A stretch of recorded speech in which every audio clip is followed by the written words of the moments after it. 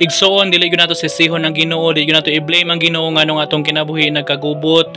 Ang atong kinabuhi igsoon wala nagkadimao. Igsoon gubot ba ang imong kinabuhi karon, ang imong pamilya nagkatibulaag, wala kay tarong nga trabaho, murag nahutdan na kag paglawom sa imong kinabuhi, murag wala na kay kalinaw sa imong kinabuhi igsoon. Dili na ka mahimutang napuno kag kabalaka, dahang problema nga niabot sa kinabuhi, murag nahutdan na ka sa paglaom nga mabuhi igsoon. Apan igsoon ayo jud i-blame ang Ginoo kung unsa man imong kahimtang karon. Nakapamalandong baka igsoon sa imong kinabuhi kung sa una basig na ay mga advices ang imong ginikanan apan wala gyud nimo sila paminawa, imong gisupak igsoon ang mga mayong tambag sa imong ginikanan.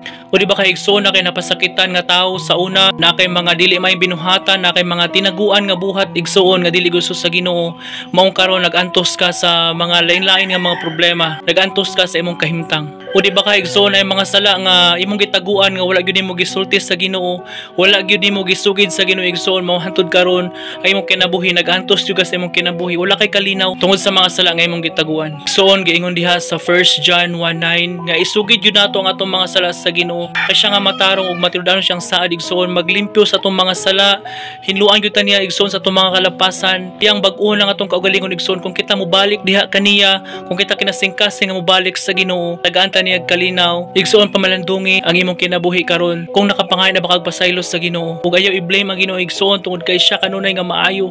Bisan pag-usahay kita mo biya kaniya, bisan pag-usahay kita magpasaway, kita mo lihis gikan si ang dalan igsoon, ang Ginoo maayo sa kanunay, ang Ginoo mahigugmaon sa kanunay. Busa igsoon kung nagantos ka man karon, isugid ang imong mga sala sa Ginoo, wala kay taguan diha sa atubangan igsoon, para hatagan ka niya kalinaw, i-bless niya imong kinabuhi ug malayo ka sa mga grabeng problema sa imong kinabuhi, ug hatagan ka niya og kalinaw tungod kay sa Ginoo kung mga ilang kitag pasaylo, siya magpasaylo gayud sa tanan natong mga sala.